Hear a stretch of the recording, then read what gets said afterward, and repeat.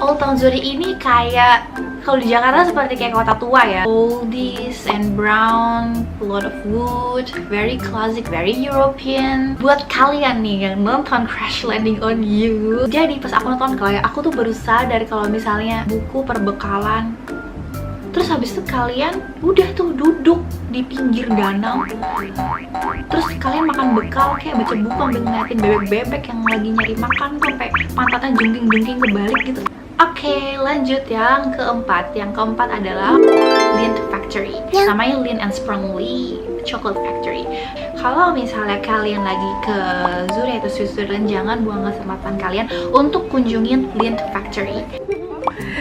Ini tuh sebenarnya kita ngelihat prosesnya atau kita belanja sih? Enggak Oh, kita bukan lihat prosesnya.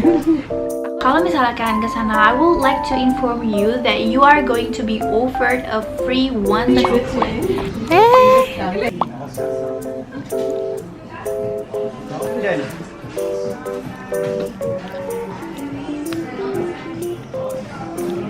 Yang kelima adalah Bahnhofstrasse. Bahnhofstrasse ini adalah shopping districtnya Zurich. Dari kata Bahnhof and Strasse itu artinya Bahnhof itu nama jalan. Ya, Bahnhof tadi kan udah cerita kan artinya stasiun utama, Strasse itu jalan kayak gitu.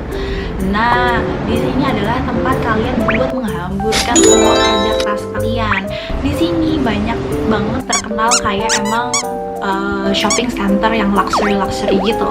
Jadi kalau misal kalian yang nggak biasa beli belanja barang murah ya, kalian kayak emang dulu harusnya yang mahal-mahal gitu. Nah, kalian bisa kesini gitu. Terus apalagi?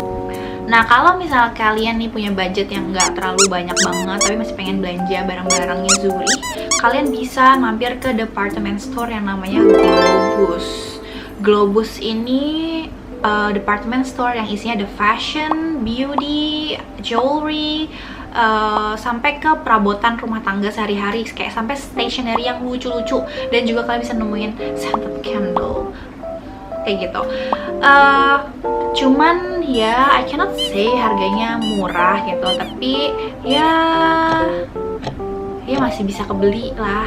Terus kalian kalau misalnya nih maksudnya kayak aduh udahlah nggak usah belanja kayak gitu, kalian sebenarnya bisa enjoying your time like me. Di depan Globus itu sebenarnya ada taman. Kalian bisa duduk tuh di bangku depan taman itu, dan di depan Globus itu biasanya ada jualan-jualan makanan kayak mulai dari sandwich, bratwurst. Kalian boleh tuh kayak beli sandwich yang harganya sekitar 7 Swiss franc, terus kalian nikmatin dengan secangkir teh panas, terus kalian duduk di bangku walaupun udah dingin, tapi itu nikmat banget. Kayak kalian ditemani dengan burung-burung yang dengan bahagia lewat mondar-mandir di depan kalian. Terus ini yang keberapa ya? Yang keenam, yaitu Viaduk Zurich. Nah, sebelum masuk ke ceritanya, viaduk ini apa sih? Viaduk ini artinya adalah kayak jembatan tinggi yang di atasnya itu ada jalan, entah itu jalan untuk kereta api atau jalan untuk mobil. Biasanya bentuknya bakal kayak gini, biasanya bentuknya seperti ini. Nowadays udah diubah fungsinya jadi di bawahnya untuk jadi kayak tempat-tempat cafe atau tempat-tempat hype lainnya. Jadi kalau misalnya kalian pengen cari spot-spot yang buat nongkrong gitu, kalian bisa ke Viaduk Zurich.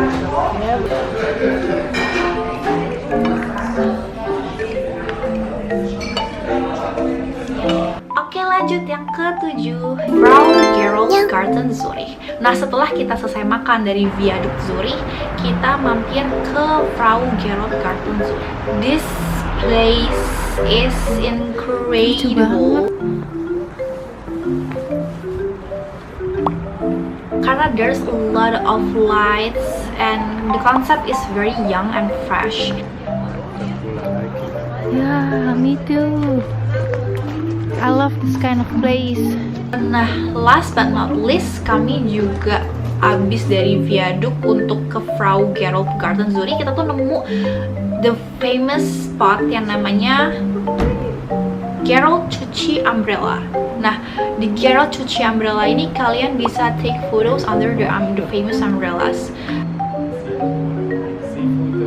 Untuk tempat dan kegiatan yang mungkin bisa kalian lakukan, itu yang bisa aku kasih tahu. Dan untuk nextnya adalah ngomongin estimasi biaya yang mungkin akan kalian keluarkan per harinya. Oke, yang pertama adalah hotel. Untuk kamar yang sangat sederhana dengan mempertimbangkan lokasi juga, you have to prepare sekitar 100 Swiss franc atau sekitar 1,5 juta rupiah. Ya mungkin buat kita emang mahal gitu, tapi itu udah yang paling ya beda gitu dong. Kok jadi kayak marah aku sih? Mereka di sana penghasilannya kayak gimana, dengan penghasilan tinggi apa, dengan biaya hidup pasti tinggi juga gitu. Hasilnya tetap sama. Kita yang tinggal di Indonesia dengan penghasilan yang segitu, ya pengeluaran juga nggak semahal itu gitu, tapi hasilnya tetap sama. Jadi ketika kita kesana pasti kerasa kayak gitu. Oke, terus untuk makan. Nah, buat kita nih orang, kalian bisa share portion with your traveling mate ya gitu. Kalau misalnya aku personally 2 kali makan sehari cukup. Dan yang misalnya pertama untuk yang porsi besar itu kira-kira harganya you have to prepare 13 sampai 20 Swiss franc atau setara dengan 200 sampai 300 ribu kayak gitu. Dan misalnya untuk 1 kali lagi makan, tapi makan makanan yang kayak nggak makan besar, kayak misalnya sandwich pun di sana juga isinya banyak gitu. Jadi sebenarnya kayak satu roti sandwich itu harusnya bisa be counted as 1 kali makan ya gitu. Dan sandwich itu di sana sekitar harganya 5 sampai 10 Swiss franc atau setara sekitar 75.000 sampai 150.000. Terus untuk transportasi, nah kalau misalnya kereta di Swiss sendiri itu di Zurich itu sendiri itu dibagi menjadi dua, yaitu berdasarkan zona sama berdasarkan waktu.